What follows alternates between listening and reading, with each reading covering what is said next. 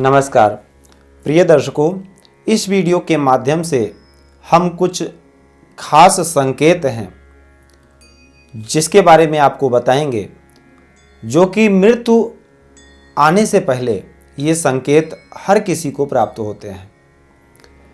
शिव पुराण में भोले बाबा ने माता पार्वती से जिसके बारे में बतलाया है कि ऐसे संकेत कुछ अगर प्राप्त होते हैं, इनमें से कोई भी संकेत अगर आपको प्राप्त होता है तो कहीं ना कहीं ऐसा समझना चाहिए कि समय करीब आ रहा है। देखिए, मृत्यु कब आएगी किसी को नहीं पता, लेकिन ये सत्य है कि मृत्यु आएगी।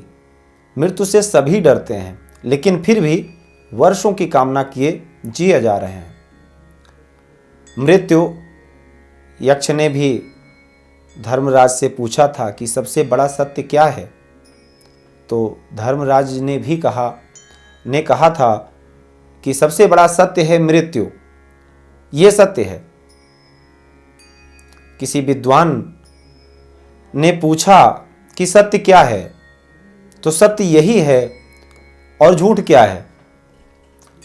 तो सत्य यही है जो दिखाई ना दे।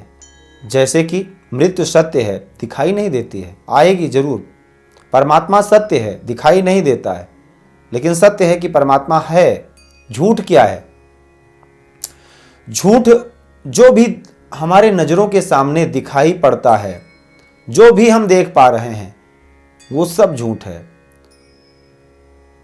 कहते हैं हमारे कर्म किस्मत में जो भी है, जन्म लेने पर ब्रह्मा जी छठे दिन आकर के किस्मत को लिखते हैं।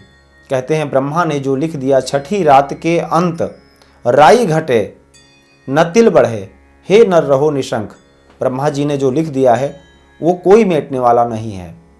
फिलहाल कुछ सूचक हैं जो शास्त्रों के माध्यम से हम आपके लिए लेकर के आए हैं, जिसको आभास किया जा सकता है।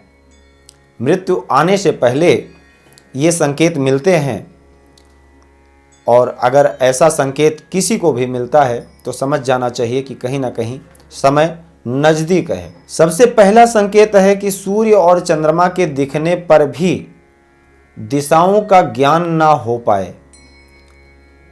सूर्य और चंद्रमा, जैसे दिन में अगर सूर्य देव दिखाई दे रहे हैं, दिन है, और उसके बावजूद भी अगर हमें ये पता नहीं लग पा रहा है कि पूरब कौन सा है, पश्चिम कौन सा है, उत्तर कौन सा है, दक्षिण कौन सा है, और पहले से हम जानते हैं। देखिए, बहुत सारे लोग ऐसे भी हैं जो कई बार नहीं जान पाते हैं कि पूरब कौन सा है। जो पहले से नहीं जानते हैं उनकी बात नहीं है, लेकिन अगर हमें ज्ञात है, हम जान सकते हैं कि पूरब कौन सा है, पश्चिम कौन सा है, और अचानक हमको ये ज्ञात ना हो पाए कि पूरब कौन सा है, पश्चिम कौन सा है, उत्तर कौन सा है और दक्षिण दिशा कौन सी है, तो समझ जाना चाहिए कि कहीं ना कहीं 6 माह में मृत्यु आ सकती है।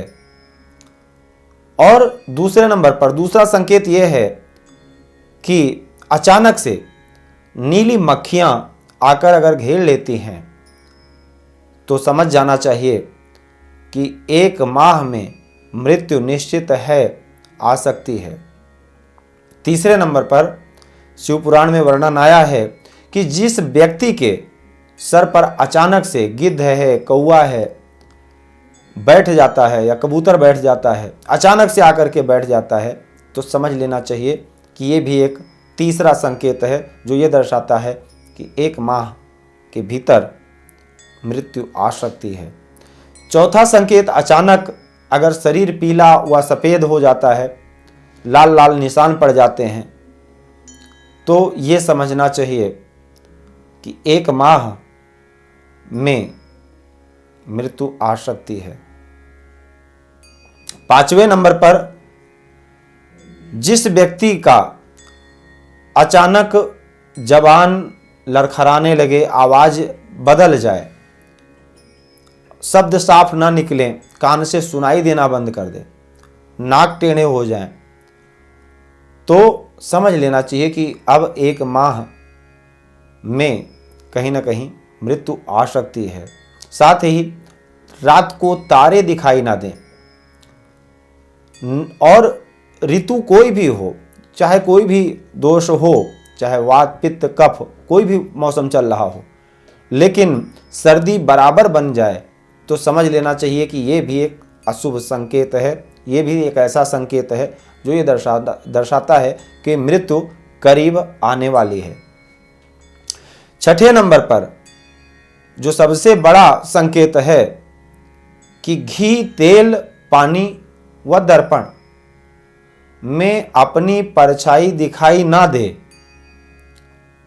हम अगर देखते हैं घी में, तेल में, पानी में अपनी परछाई ना दिखाई दे, व अपनी छाया, सूर्य से अगर हम अपनी छाया देखते हैं तो हमको अपनी छाया सिर रहित दिखाई पड़ती है, तो ये एक माह के भीतर, ये सूचक है कि एक माह के भीतर मृत्यु आ सकती है। सातवें नंबर पर काले मनुष्य अगर हमको डराते हैं, हम जागते हुए आंखों से अगर हमको ऐसा प्रतीत होता है हमारे आसपास कुछ लोग खड़े हैं जिनका रूप भयंकर है, या कई बार ऐसा भी होता है जो धर्मात्मा व्यक्ति होते हैं उनको बहुत सौम्य रूप में, जो यमराज के फारखत रोग हैं वो बहुत सौम्य रूप में आते हैं, वो भयावह स्थिति नहीं होती है। और ऐसा अगर प्रतीत होता है कि हमारे आसपास कोई खड़ा है, बैठा है या कोई बुला रहा है और हम कुछ मुख से बोलते हैं, वो तो फिलहाल हमको नहीं पता लगेगा, लेकिन सामने वाला व्यक्ति कोई और किसी और को पता लग जाएगा।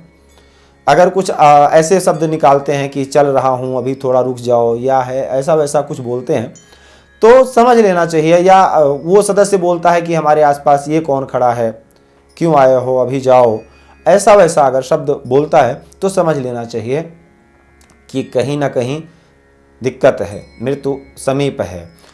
और दूसरे नंबर पर हमारे पूर्वज अगर हमको नजर आते हैं, हमारे पूर्वज अगर हमको दिखाई पड़ रहे हैं जागती आंखों से, तो ऐसा समझना चाहिए कि हमारा समय बिल्कुल करीब है।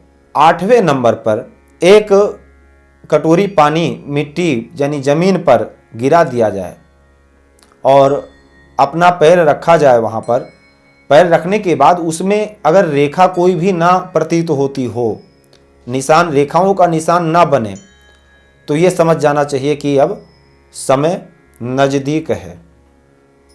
तो ये कुछ सूचक हैं, कुछ संकेत हैं जो कि शास्त्रों के माध्यम से दर्शाए गए हैं, जो ये बताते हैं कि ऐसा कुछ अगर प्रतीत होता है तो समझना चाहिए कि कहीं ना कहीं मृत्यु नज़दीक है। तो प्रिय दर्शकों, आज के लिए सिर्फ इतना ही। आप सभी लोगों का बहुत बहुत धन्यवाद। जय श्री राम। भूमि, भवन, वाहन, धन संपत्ति, शादी, व्यापार एवं संतान आदि से संबंधित समस्याओं से हैं परेशान और चाहते हैं उसका संपूर्ण निदान, तो ज्योतिर्विद अमरीश तिवारी जी से तुरंत संपर्क करें। हमारे संपर्क सूत्र हैं 9718504998। हमारे यहाँ वैदिक ब्राह्मणों के द्वारा सभी प्रकार के पूजा पाठ, कर्मकांड, यज्ञ अनुष्ठान, विवाह, गृह कलेश, काल सर्पदोष व नवग्रहों की पूजा आदि कराई जाती है। हमारे यहाँ सभी प्रकार के यंत्र, राशि रत्न, कवच, जन्मपत्री एवं रुद्राक्ष सिद्ध किए जाते हैं।